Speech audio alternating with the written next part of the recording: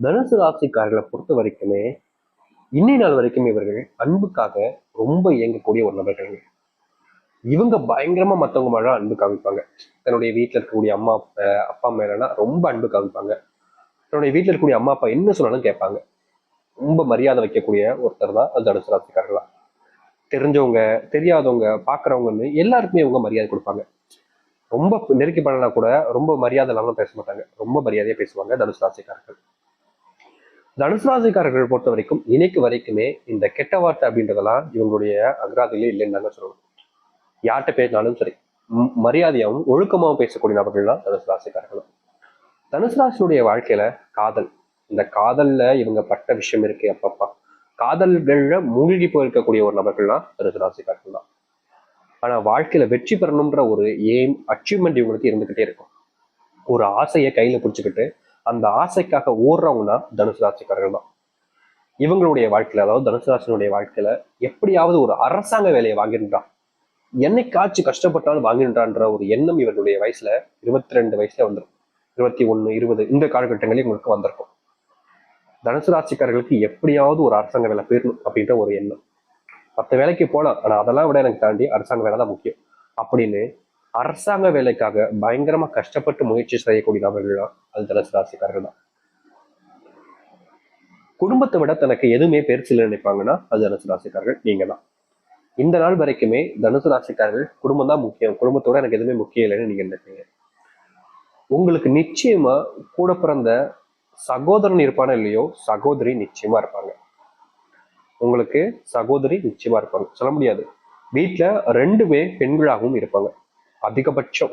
இந்த தனுசு ராசினுடைய வாழ்க்கையில அக்கா தங்கச்சின்னு இருப்பாங்க. அதுல தங்கச்சியா வரக்கூடிய நபர்கள் தான் தனுசு ராசிக்காரர்களும் இருப்பாங்க.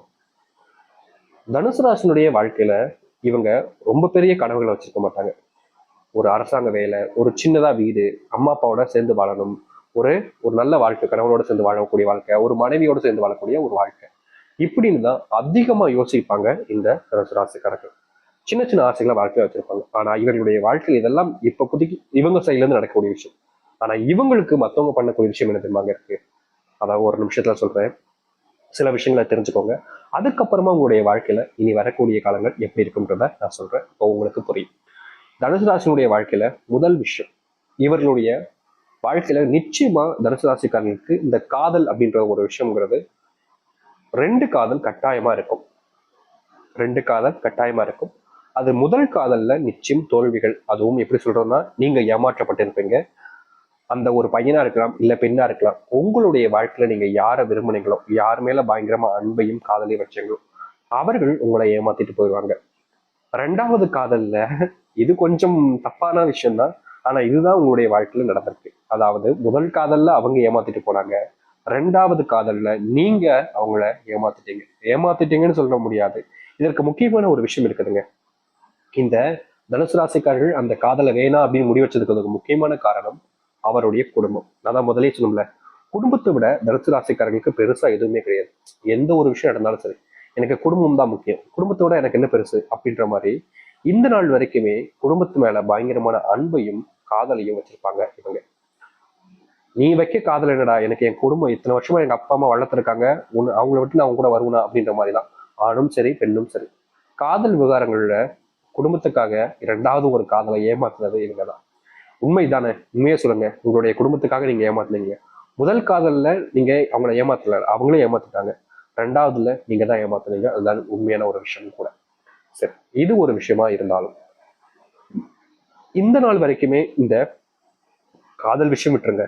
இவர்கள் வேலைக்கு போகக்கூடிய இடங்கள் அப்படின்றது இருக்கு பாத்தீங்களா. முதலெல்லாம் இவங்க வேலைக்கு போகும்போது ரொம்ப குறைவான சம்பளத்திலாங்க வேலைக்கு போறாங்க இந்த தனுசு ராசிக்காரர்கள். எவ்வளவுன்னு சொன்னா நீங்களே ஆச்சரியப்படுவீங்க. அதிகப்படியான நேரங்கள் வேலை பார்ப்பாங்க. ஆனா சம்பளம்ன்றது 6000 ரூபாயில இருந்து 8000 ரூபாய்க்குள்ளதாக இருக்கும். இப்ப கூட சில காலங்களாகவே இவருடைய சம்பளம் இப்படிதான் இருந்துச்சு. இப்படிப்பட்ட ஒரு வாழ்க்கையில நரக வாழ்க்கையில வந்து சிக்கிக்கிட்டமேனே யோசிக்காத நாட்களே கிடையாது இந்த தனுசு ராசிக்காரர்கள். தனுசு ராசினுடைய வாழ்க்கையில இது மிகப்பெரிய கஷ்டம் தான். ஆனா என்னங்க பண்றது, அப்படிப்பட்ட ஒரு வாழ்க்கையில நீங்க மாட்டிக்கிட்டீங்க. அது மட்டும் இல்லைங்க, இந்த தனுசு ராசினுடைய வாழ்க்கையில இந்த நிமிஷம் வரைக்குமே இவர்கள் பொய் பேசுறதோ இல்ல எப்படி சொல்றதுன்னா மத்தவங்களுடைய வாழ்க்கையில் நடக்கக்கூடிய விஷயங்களை தெரிஞ்சுக்கிறதோ அப்படின்லாம் எதுவுமே பண்ண மாட்டாங்க. தான் உண்டு, தான் குடும்பம் உண்டு, தான் குடும்பத்துக்காக என்ன செய்யணுன்றது மட்டுமே யோசிப்பாங்க. பல நாட்களுடைய கனவாக இருக்கக்கூடிய ஒரு விஷயம்னா சொந்தமா ஒரு வீடு கட்டணும் சாமி, எங்க அப்பா அம்மா அதுல வச்சுக்கணும் அப்படின்னு ஆசைப்படுவாங்க.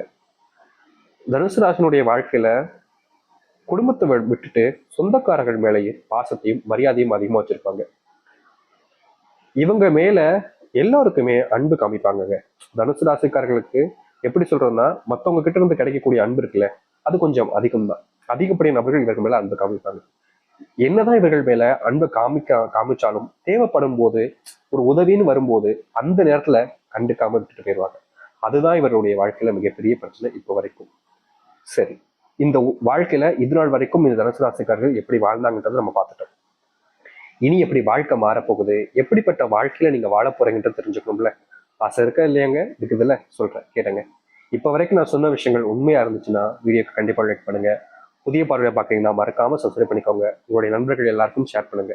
சரி, தனுசு ராசிக்கார நண்பர்களே, முதலாவது உங்களுடைய வாழ்க்கையில நீங்க பல வருஷங்களாக கனவு கண்ட ஒரு விஷயம், அரசாங்க வேலை உங்களுக்கு கிடைக்க போகுதுங்க. இவ்வளவு நாட்களாக இந்த நாட்கள் வரைக்கும் சாப்பிடாம தூங்காம படிப்புல இந்த இவர்கள் ரொம்பவே படிப்பாளின்னு சொல்றாங்க. தனுசு ராசிக்காரர்கள் கொஞ்சம் அதிகமாவே நல்லாவே படிப்பாங்க. மற்றவங்கள மாதிரிலாம் ரொம்ப முக்கியம் பிடிக்காம ஓரளவுக்கு நல்லா படிக்கக்கூடிய நபர்கள் தான். இப்படிப்பட்ட தனுசு ராசினுடைய வாழ்க்கையில கண்டிப்பாக இனி வரக்கூடிய காலங்களில் இவர்கள் அரசாங்க வேலைக்கு நிச்சயம் செல்வார்கள். அது மட்டும் இல்லைங்க, தனுசு ராசினுடைய வாழ்க்கையில அரசாங்க வேலை கிடைப்பதோடு இவர்களுடைய பல நாட்கள் கனவாக இருக்கக்கூடியது சொந்தமா வீடு கட்டக்கூடிய வாய்ப்புகள் என்பது உண்டாகும். சொந்தமா வீடு கட்டக்கூடிய வாய்ப்புகள் என்பது இருக்குது. அதோடு சேர்த்து நீங்க ரொம்ப நாட்களாகவே ஆசைப்பட்டு இருக்கக்கூடியது, நீங்க ஆசைப்படுறத விட உங்களுடைய பெற்றோர்கள் ஆசைப்படுறது திருமணம். உங்களுக்கான திருமணம் அது கட்டாயமா நடக்கும். ஒரு 23 24 வயசுக்குள்ள இவர்களுக்கு திருமணம் ஆகும் வாய்ப்புகள் அதிகமா இருக்கு. பெண்களுக்கு, ஆண்களுக்கு 29க்குள்ள முடிஞ்சிடும். அதை தாண்டிச்சு உங்களுக்கு இப்போ அப்படின்ற போது இன்னும் குறுகிய காலங்கள்ல நடக்கும். ஆனா அதற்கு கொஞ்சம் நீங்க சில மாற்றங்கள் செய்ய வேண்டியது இருக்கு. அது என்னன்றதை கடைசியில் சொல்றேன், தெரிஞ்சுக்கோங்க. சரிங்களா? சரி, தனுசு ராசினுடைய வாழ்க்கையில இப்போ இந்த விஷயங்கள் நடக்க போகுதுன்றதை நம்ம சொல்லிட்டோம். அதுக்கப்புறமா உங்களுடைய வாழ்க்கையில நடக்கும்ன்ற பயமும் கேள்வியும் இருக்குதுல்ல, அதையும் தெரிஞ்சுக்கோங்க. இவர்களுடைய வாழ்க்கையில அடுத்து நடக்க போறது அப்படின்னா அது வேற ஒண்ணும் இல்லைங்க, இவர்களுடைய கனவு வாழ்க்கையாக இருக்கக்கூடிய ஒண்ணு. அது என்னன்னா, ஒரு குழந்தை வேணும் சாமி. திருமணம்லாம் ஆயிடுச்சு, குழந்தை இல்லைன்றதுனால என்ன எல்லா இடத்துலயுமே ஒரு மாதிரி பேசுறாங்க சாமி. பொண்ணா பிறந்தது தப்பா போச்சு, பையனா பிறந்தது தப்பா போச்சு அப்படின்ற மாதிரி ரெண்டு நபர்களுமே ஏன்டா பிறந்தோன்ற மாதிரி யோசிப்பாங்க. அப்படிப்பட்ட ஒரு விஷயம் மாறக்கூடிய காலங்கள் தான் இனி வரக்கூடிய காலங்கள் இருக்க போகுது. இதற்கு முன்பு உங்களுடைய வாழ்க்கையில எந்த ஒரு மாற்றங்களும் நடக்கல, ஆனா இனி அது நடக்கும். உங்க வாழ்க்கையில பிரச்சனையாக இருக்கக்கூடிய விஷயங்கள் உச்சி அடையும். நீங்க இது நாள் வரைக்கும் வேலை பண்ற இடத்துல ஒரு சம்பள உயர்வு என்பது கிடைக்கும். அது அரசாங்க வேலையா இருக்கலாம், இல்ல இப்பதான் அரசாங்க வேலைக்கு போயிருக்கீங்க, இல்ல ஏன்னா இந்த வேலைன்றது அரசாங்க வேலைன்றது இவர்களுக்கு கிடைக்கக்கூடிய காலம் எந்த வயசுல இருக்கும்னா 23 இல்ல 22க்குள்ளே இருக்கும். அப்படி கிடைக்கவில்லை என்றால் கொஞ்சம் காலதாமம் தேவைப்படும். அதை நீங்க பொறுத்துக்க வேண்டியது கட்டாயமாக இருக்கும். சரிங்களா? இந்த நாள் வரைக்குமே இவர்களுடைய வாழ்க்கையில, தனுசு ராசியுடைய வாழ்க்கையில பெரிய பிரச்சனையாக இருந்தது என்னன்னா, இவங்களுடைய வாழ்க்கையில இவங்களுக்கு பிடிச்சவங்களையும் சரி இவங்களுக்கு பிடிச்சதையும் சரி அதிகமா இழந்துருவாங்கங்க. இவங்க ஒருத்தவங்க மேல அன்பு வச்சாலும் சரி, இல்லை ஒருத்தவங்க மேல பயங்கரமா பாசம் வச்சு அவங்களுக்காக வாழ்ந்தாலும் சரி, எது வேணும்னு ரொம்ப ஆசைப்படுறாங்களோ கடைசியில இவர்களுக்கு அது கிடைக்காமலே போயிடும். இது எனக்கு வேணும், இது எனக்கு வேணும்னு நிறைய ஆசைப்படுவாங்க, கஷ்டப்படுவாங்க, அதற்கு பயங்கரமா முயற்சியும் எடுப்பாங்க. ஆனா கடைசியில் என்ன நடக்குன்னா இவங்களுக்கு அந்த ஒரு விஷயம் கிடைக்காமலே போயிடும். இந்த நாள் வரைக்குமே இவர்களுக்கு எப்படிப்பட்ட ஒரு பிரச்சனைன்றது இருந்துச்சு, அப்படிப்பட்ட பிரச்சனைகள் தீரக்கூடிய காலங்களாக இனி வரக்கூடிய காலங்கள் இருக்க போகுது. நீங்க இதுநாள் வரைக்கும் எந்த ஒரு விஷயத்த மிகப்பெரிய கவலையாகவும் பிரச்சனையாகவும் பார்த்தீங்களோ அப்படிப்பட்ட பிரச்சனைகள் நீங்கக்கூடிய காலங்கள் என்பது இனி வரக்கூடிய காலங்கள் இருக்கும்.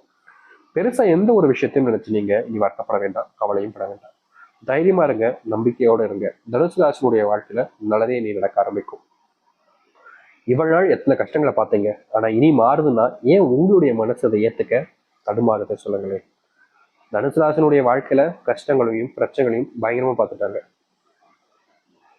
ஆனா இனி நல்லது நடக்கும்ன்ற போது உங்க வாழ்க்கைக்கு நீங்க இந்த ஒரு விஷயத்த பண்ணாம வேற யார் பண்ண போறோம்? மனசுக்குள்ள தைரியத்தை வளவலைங்க. உங்களுடைய வாழ்க்கையில நல்லது நடக்கும்ன்ற நம்பிக்கையை கொண்டு வாங்க. கண்டிப்பா உங்களுடைய வாழ்க்கையில மிகப்பெரிய மாற்றத்தை ஏற்படுத்தக்கூடிய காலங்களாக இனி வரக்கூடிய காலங்கள் இருக்கும். அது மட்டும் இல்லைங்க, நீங்க பல நாட்கள ஆசைப்பட்ட ஒரு வாழ்க்கை உங்களுக்கு கிடைக்கும். அது எந்த ஒரு மாற்றமும் இல்லை. சரிங்களா? சரி. இப்போ உங்களுடைய வாழ்க்கையில நடக்கக்கூடிய விஷயங்கள் நம்ம பார்த்துட்டோம். உங்களுக்கு ஒரு மாற்றம் வேணும் அப்படின்னா நீங்க ஒரு விஷயத்த செய்யணும்னு நான் முதலே சொல்லியிருந்தேன். ஞாபகம் இருக்குங்களா? ஞாபகம் இருந்துச்சுன்ற போது பிரச்சனை இல்லை. ஞாபகம் இல்லாதவங்களுக்கு நான் சொல்றேன். விருப்பப்படுறவங்க இதை பண்ணலாம், தப்பே கிடையாது. சரி, முதல்ல நட்சத்திரங்கள் என்னன்னு தெரிஞ்சுக்கலாமா? தனுசு ராசினுடைய நட்சத்திரங்கள் மூலம், பூராடம், உத்திராடம், 1ஆம் பாதம் முறை வரைக்கும் இதுல நட்சத்திரங்கள் இருக்கு. சரிங்களா? உங்களுடைய வாழ்க்கையில நீங்க இந்த ஒரு பரிகாரத்தை தாராளமும் முழு மனசோட செஞ்சீங்க அப்படின்னா வாழ்க்கையினுடைய மிகப்பெரிய மாற்றத்தை இது உங்களுடைய வாழ்க்கையில ஏற்படுத்தி கொடுக்கும். அப்படி என்ன பரிகாரம்னு பாத்தீங்கன்னா 2 விதமான பரிகாரம் கூட வச்சுக்கலாம், இல்ல ஒண்ணுன்னு கூட வச்சுக்கலாம். அது என்னன்னா, பக்கத்துல இருக்கக்கூடிய எந்த கோவிலாக இருந்தாலும் சரிங்க, எந்த கோவிலாக இருந்தாலும் சரி, ஞாயிறு, வேலன், வியாழக்கிழமை, வெள்ளிக்கிழமை, ஞாயிறு, வியாழக்கிழமை, வெள்ளிக்கிழமை, இந்த 3 நாட்கள்ல அங்க போயிட்டு ஒரு நெய் தீபத்தை ஏத்திட்டு வாங்க. மறந்துடாதீங்க, ஒரு நெய் தீபம் ஏத்தணும். நீங்க எப்பவும் போல நல்லெண்ணெயை வச்சு ஏத்திருக்கணும். சரிங்களா? ஒரு நெய் தீபத்தை நீங்க ஏத்திட்டு வரணும். அப்படி நீங்க ஏத்திட்டு வருவது இதற்கான சரியான பரிகாரமாக இருக்கும். இது முதல் பரிகாரம். என்னைக்குனாலும் போலாங்க, என்ன தேதி, என்ன கிழமை அப்படின்லாம் யோசிக்க வேண்டாம். என்னைக்குனாலும் போலாம். ஆனா அது போகக்கூடிய கிழமை அப்படின்றது ஞாயிறா இருக்கணும், வியாழனா இருக்கணும், இல்ல வெள்ளியா இருக்கணும். மறக்காம இதை ஏத்துங்க. அப்படி இல்லைன்ற போது உங்களுடைய வீட்டு நிலைவாசல் முன்னாடி நீங்க இப்படிப்பட்ட ஒரு பொருள்ல வீட்டு முன்னாடி விளக்கு ஏத்துங்க. அதாவது இன்னும் கோவிலுக்கு முன்னாடி போயிட்டு நீங்க இந்த ஒரு விளக்கு ஏத்திடணும்.